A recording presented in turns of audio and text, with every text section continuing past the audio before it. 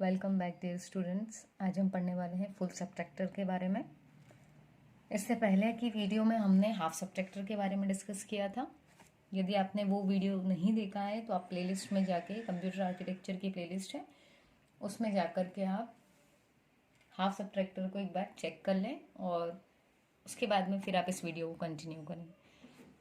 तो half subtractor के case में हमने बात की थी कि वो 2 बिट का सबट्रैक्शन करता है और यहाँ पर जो हमारा फुल सबट्रैक्टर है ये 3 बिट सबट्रैक्शन का काम करेगा। ठीक है, यहाँ पर हम 3 बिट्स में वर्क करेंगे। तो यदि मैं इसके ब्लॉक डायग्राम की बात करूँ तो ये लेगा 3 input A, B and C। ये इनपुट्स किस में जाएंगे? ये आपके फुल सबट्रैक्टर का जो सर्किट बनेगा उसके अंदर जाएंगे एंड यहाँ से ये 2 आउटपुट जनरेट करेगा।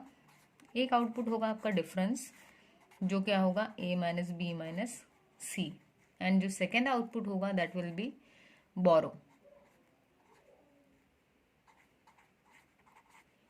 ठीक, तो ये हमें 2 आउटपुट्स देगा। तो अब यदि हम इसकी बात करें तो हम देख लेते हैं, क्योंकि टोटल 3 इनपुट्स हैं तो 3 इनपुट के जो कॉम्बिनेशंस बनेंगे A B C। अब हमें क्योंकि सर्किट बनाना है पूरा इसका लॉजिक सर्किट, तो उसके लिए ज़रूरी है कि हम इसका एक ट्रुथ टेबल बना लें। तो हम ट्रुथ टेबल को कंटिन्यू करेंगे। 3 तो हमारे इनपुट हो गए, 2 आउटपुट होंगे, एक होगा बोरो एंड दूसरा होगा डिफरेंस। और डिफरेंस मतलब क्या? A minus B minus C। तो इनपुट के जितने पॉसिबल कॉम्बिनेशंस हैं यदि हम उनकी बात करें तो इनपुट है आपके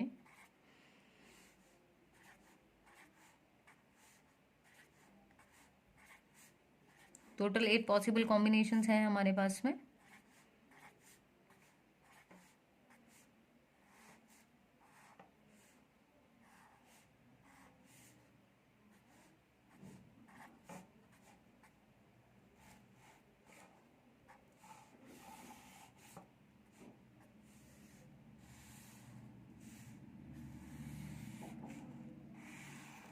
जी, तो ये हमारे 3 इनपुट के पॉसिबल कॉम्बिनेशंस। और यदि यहाँ पर मैं इन इनपुट का डेसिमल इक्विवेलेंट लिखूँ तो ये है 0 1 2 3 4 5 6 एंड 7। ठीक, तो 0 से लेकर 7 तक टोटल 8 कॉम्बिनेशंस। अब यदि हम बात करें A minus B minus C की, तो जब A की वैल्यू है 0, 0 माइनस 0 0 और फिर 0 में से 0 गया तो आपके पास डिफरेंस भी 0 बचा और बोरो भी नहीं लेना पड़ी। दूसरा केस A माइनस B, मतलब आपका 0 माइनस 0 तो 0 ही रहा। अब B माइनस C है, मतलब 0 माइनस 1 करना है। तो 0 माइनस 1 मतलब इसको किसी से बोरो लेना पड़ेगा और जब ये 0 बोरो लेगा तो ये क्या बन जाएगा 1 0 और 1 0 क्या होता है 2। तो B बन जाएगा आपका 2, 2 में से माइनस करेंगे 1 क्योंकि B माइनस C लिखा है तो बचेगा कितना 1। फिर आगे चलें तो 0 माइनस 1, अब इस वाले 0 को बोरो लेना पड़ेगी इसलिए बोरो को 1 कर देते हैं। जब ये बोरो लेगा तो ये हो जाएगा 2, 2 में से 1 जाएगा तो बचेगा 1 और फिर इस 1 में से C को माइनस यानी 0 को माइनस करेंगे तो आपके पास बचेगा 1 एज इट इज़। ठीक, फिर नेक्स्ट देखें यदि, तो यहाँ पर भी क्या हो रहा है 0 माइनस 1, तो ये लेगा बोरो, इसने लिया बोरो, बोरो लिया तो हो गया 2, 2 माइनस 1 मतलब 1। ठीक, और 1 में से फिर 1 गया तो 0। अब 1 माइनस 0 1 और फिर उसमें से वापस गया आपका 0 तो भी 1 ही बचा। सॉरी, ये बोरो है, बोरो कुछ नहीं लेना पड़ी, डिफरेंस 1 है। 1 माइनस 0 1 और इसका जो आउटपुट था उसमें से 0 गया तो 1 में से 0 गया तो 1 ही बचा। यहाँ हमें कोई बोरो की रिक्वायरमेंट नहीं पड़ी। नेक्स्ट देखें 1 माइनस 0 1 बचा और 1 बचा जो यहाँ से उसमें से 1 माइनस किया तो क्या बचा 0 और बोरो की कोई नीड ही नहीं थी। Again 1 minus 1 0, 0 minus 0 is 0। यहाँ की बात करें तो 1 माइनस 1 यानी 0 और फिर इस 0 में से 1 माइनस किया तो इसको एक बोरो लेना पड़ेगी। जब ये 0 बोरो लेगा तो क्या बन जाएगा 1 0 मतलब 2 और उस 2 में से C यानी 1 माइनस होगा तो 2 में से 1 जाएगा तो बचेगा 1। सो आई होप ये कैसे आया ये आपको क्लियर हुआ होगा। सबसे पहले ए में से बी को माइनस करना है, जो भी रिजल्ट आया उस रिजल्ट में से सी को माइनस करना है, ठीक है, क्योंकि लिखा भी है हमने यहाँ पर ए माइनस बी माइनस सी। तो ये जो है ये हमें मिल गया डिफरेंस और बोरो का आउटपुट। अब हम क्योंकि सर्किट बनाने वाले हैं तो जो चीज़ हमें ध्यान रखनी है वो क्या है कि क्या हमें कोई गेट का पर्टिकुलर फंक्शन मिल रहा है इन दोनों में से किसी भी आउटपुट में। तो यदि हम बात करें डिफरेंस की, पहले कर लेते हैं। तो डिफरेंस में ऑल ज़ीरो हैं तब ज़ीरो, एक भी ज़ीरो हो तब यहाँ ज़ीरो मिले यदि तो होता है एंड गेट, पर ऐसा नहीं है। एक भी वन हो तो वन मिले तो ये होता है और गेट, ठीक। लेकिन ये और गेट की कंडीशन यहाँ पर सेटिस्फाई नहीं हो रही है, मतलब एंड और तो नहीं है। अब बचा अपने पास XOR गेट। वो कहता है यदि आपके पास इनपुट में ऑड नंबर ऑफ वंस हो, नंबर ऑफ वंस कैसे होना चाहिए, ऑड। ऑड का मतलब क्या होता है, विषम, मतलब 1 3 5 इस टाइप से। तो यदि ऐसे हैं और उस केस में आपको आउटपुट हाई मिल रहा है तो हम कहेंगे कि अपना जो गेट इम्प्लीमेंट होगा वो होगा XOR गेट, ठीक। सो इनपुट में क्या हो, ऑड नंबर ऑफ वंस, उस केस में आउटपुट में क्या मिलेगा, ऐसे केस में आउटपुट में क्या मिलेगा, 1। तो देखें इनपुट में था एक 1, आउटपुट मिला 1, यहाँ पर भी एक 1, यहाँ 2 1 थे, इसका मतलब इवन, तब हमको मिला 0। यहाँ पर एक ही 1 है तब 1 मिला, 2 1 पे फिर 0, 2 1 पर फिर से 0, यहाँ 3 1 है और मिला 1, मतलब ये इस वाली कंडीशन को सेटिस्फाई कर रहा है। तो आपका जो डिफरेंस है ये किसके थ्रू बना लेंगे हम, XOR गेट के थ्रू, ठीक। बन जाएगा किसके थ्रू, XOR गेट के थ्रू, कौन, डिफरेंस। अब बात करें जब हम बोरो की, क्या बोरो के, यहाँ मैं लिख देती हूँ, डिफरेंस के लिए हम क्या यूज करने वाले हैं, XOR गेट, ठीक। इससे हमको इसकी इक्वेशन मिल जाएगी। अब बोरो के लिए यदि देखें तो यहाँ पर हमको ये एंड गेट सपोर्ट करता कब, जब सारे जीरो होते और सिर्फ ये वाला 1 होता। ये और को सपोर्ट करता कब, जब एक भी 1 है उस समय यहाँ पर भी 1 होता, पर ना ये एंड को सपोर्ट कर रहा है ना और को। अब XOR भी चेक कर लेते हैं। XOR के केस में अभी हमने बात किया ऑड नंबर ऑफ 1 पे 1, ठीक है, पर यहाँ देखो 2 हैं तब भी 1 मिला, मतलब ये XOR गेट को भी सपोर्ट नहीं कर रहा है। तो जब ये किसी को सपोर्ट नहीं कर रहा है इन दैट केस हम क्या करेंगे, इसके लिए क्या मैप बनाएंगे। इनपुट्स वेरिएबल्स कितने हैं, 3, तो 3 वेरिएबल का हमारे पास में के मैप बनेगा। बहुत इजी है ये, बिल्कुल भी आपको उसको टफ नहीं समझना है, बहुत इजी है।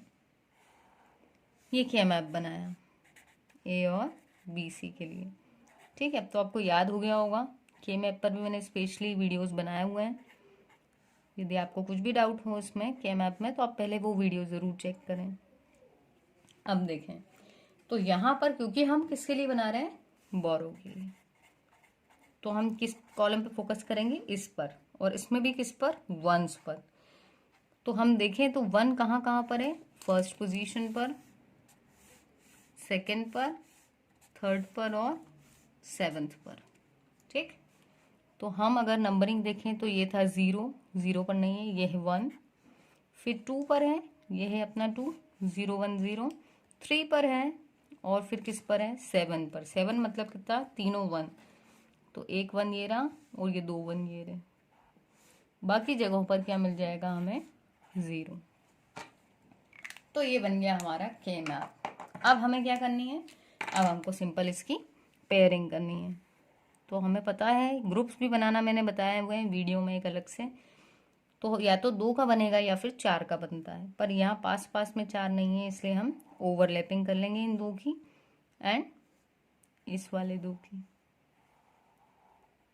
हम इसको इंडिविजुअल भी ले सकते थे, पर इंडिविजुअल के केस में एक्सप्रेशन लंबी हो जाती है, तो हमारी पहली कोशिश होती है कि जितना बड़ा ग्रुप यदि बन पा रहा है तो उसे बना लें हम, ठीक है। तो पहले हम यहाँ पर इसकी एक्सप्रेशन फाइंड आउट कर लेते हैं। एक्सप्रेशन की यदि हम बात करें तो क्या आ रहा है यहाँ पर, ये है आपका बोरो और इसकी एक्सप्रेशन, एक ग्रुप ये वाला यदि देखें तो ए की वैल्यू है स्टेबल 0 पर, और उसको हम बार करके लिखेंगे। अब यहाँ से यहाँ जाते में कौन चेंज हुआ, बी चेंज हो गया। तो जो चेंज हो रहा है हमें उसको एलिमिनेट कर देना, मतलब उससे हमको कोई मतलब नहीं। सी को देखें तो ये 1 पर ही रहा, तो सी हम एज इट इज़ लिख लेंगे। फिर अपना दूसरा ग्रुप, ये वाला पेयर, इसमें भी ए की वैल्यू 0 थी, और इसमें कौन चेंज हो रहा है, इसमें सी 1 से 0 हुआ, तो उसको हटा दूँ। बी आपका अपनी पोजीशन पर स्टेबल है, और क्योंकि 1 है इसलिए बिना कॉम्प्लीमेंट के हम इसको लिख देंगे। एंड देन ये लास्ट ग्रुप, इसमें ए की वैल्यू कभी 0 थी कभी 1 हुई, तो इसको हटा देंगे हम लेंगे इसी वैल्यू को। तो यहाँ बी और सी दोनों की वैल्यू क्योंकि 1 है तो ये दोनों एज इट इज़ आ जाएंगे। ठीक है, तो ये हो गया अपना बोरो का, और डिफरेंस का क्या था आपका एक्सॉर गेट। अब हम डायरेक्टली क्या कर सकते हैं, अपना सर्किट डिज़ाइन कर सकते हैं।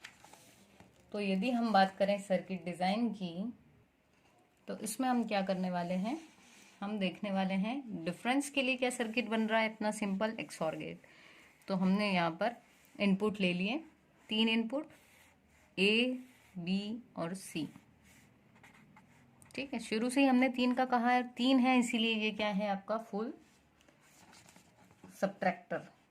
ठीक है, तो ये 3 ले लिए, तीनों किसके पास गए, एक्सॉर गेट के पास। एक्सॉर क्या दे देगा, डिफरेंस। तो ये बना दिया हमने एक्सॉर गेट। यहाँ से क्या मिल गया आपको, a माइनस बी माइनस सी की वैल्यू, मतलब कि क्या मिल गया आपको, डिफरेंस। अब क्या करना है, अब हमको ये वाली जो इक्वेशन थी इसके करस्पॉन्डिंग लॉजिक सर्किट बनाना है। तो a बार था, तो हम क्या करेंगे, इस a पे a का जो इनपुट था उसको दे देंगे नॉट गेट पर। ठीक है, और ये किसके पास चला जाएगा, a बार किसके पास जाएगा, सी के साथ में इसका क्या करवाना है अपने को, एंडिंग। तो सी के साथ में करवा दिया हमने एंड, तो यहाँ से क्या मिला, ए बार सी। ठीक, अब क्या चाहिए, अब चाहिए हमें ए बार बी। तो अब हम चाहें तो यहाँ पर क्योंकि ए बार मिल रहा है तो आप डायरेक्ट ले सकते हो ए बार, और ये जो बी था आपका ये लिया है हम यहाँ से, इन दोनों की हो गई एंडिंग, क्या हो गया ये, ए बार बी। नेक्स्ट हमें चाहिए था बी सी, तो हम चाहें तो बी को यहाँ से भी ले सकते हैं डायरेक्ट, या यदि कुछ कन्फ्यूजन हो तो बी और ये जो आपका सी आ रहा है इस सी को हमने ले लिया। ठीक, यहाँ से क्या मिल गया, बी सी, यहाँ से मिला था ए बार बी। ठीक, अब इन तीनों के बीच में क्या लगा हुआ है, प्लस का सिंबल, मतलब कौन सा गेट है ये है हमारा और गेट। तो हम यहाँ पर दे देते हैं ये तीनों एज इनपुट, किसको, और गेट को। तो यहाँ से हमें क्या मिलेगा, ए बार सी प्लस ए बार बी प्लस बी सी, जो क्या है, जो है हमारा बोरो, और ये क्या था हमारा डिफरेंस। तो ये बन गया हमारा लॉजिक सर्किट, किसके लिए, फुल सबट्रैक्टर के लिए। आई होप आपको वीडियो समझ में आ रही होगी। चैनल यदि अभी भी सब्सक्राइब नहीं किया है तो ज़रूर सब्सक्राइब करें, एंड यदि सब्सक्राइब कर लिया है तो एक लाइक तो बनता है I think. So thank you guys, I hope video आपके लिए कुछ हेल्पफुल रहा हो। ये है ब्लॉक डायग्राम, ये हमने ट्रुथ टेबल डिज़ाइन की। डिफरेंस हमें इजीली समझ में आ गया कि एक्सॉर गेट हो रहा है, लेकिन बोरो के लिए हमें समझ नहीं आया तो हमने बनाया के मैप। के मैप के थ्रू हमने इक्वेशन फाइंड आउट की, और ये जो इक्वेशन मिली उसको हमने बेसिक लॉजिक गेट्स के थ्रू इम्प्लीमेंट किया।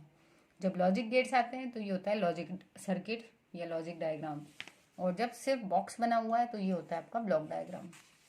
सो मिलते हैं अपने नेक्स्ट वीडियो में।